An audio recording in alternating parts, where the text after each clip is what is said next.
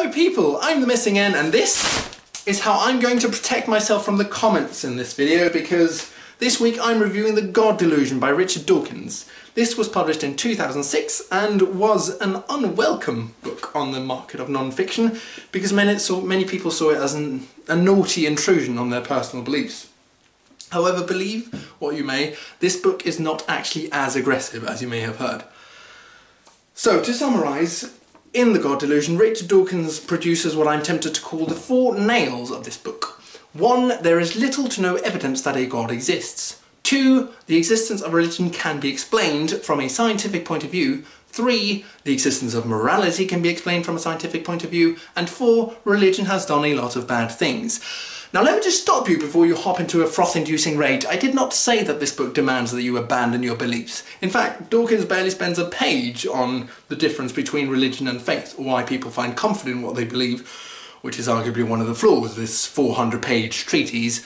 But in the author's defence, he has no pretence of going into these emotional intricacies. His point is just to discuss the truth and likelihood of religious hypotheses.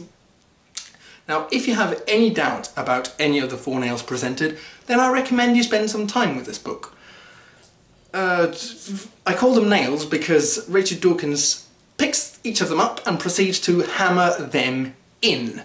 Each point is followed by so many arguments and examples that to deny them would be unreasonable at best. So in that sense, I can see why Richard Dawkins wants this to be a book that believers would be reading, despite it not being terribly appealing. However, if you are already a die-hard atheist and are already convinced by these four nails, then I'm afraid this book brings nothing new. For all my talk of hammering, there's actually very little depth to this book. Each point is extremely well researched, but it's just a shame that the book doesn't contain more original ideas. It's all very surface level, and when Richard Dawkins just keeps throwing examples and anecdotes on the table, or ridiculing some particular biblical passage or fable, then I feel a bit cheated when by the end of a chapter I am unable to recall what it is that I just read.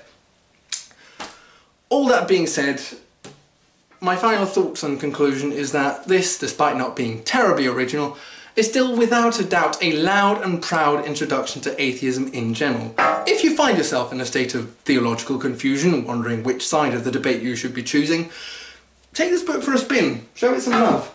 It's a win-win, because if nothing else it might relieve you of your worries about sin and absolution, without touching whatever hope you may have of some entity above.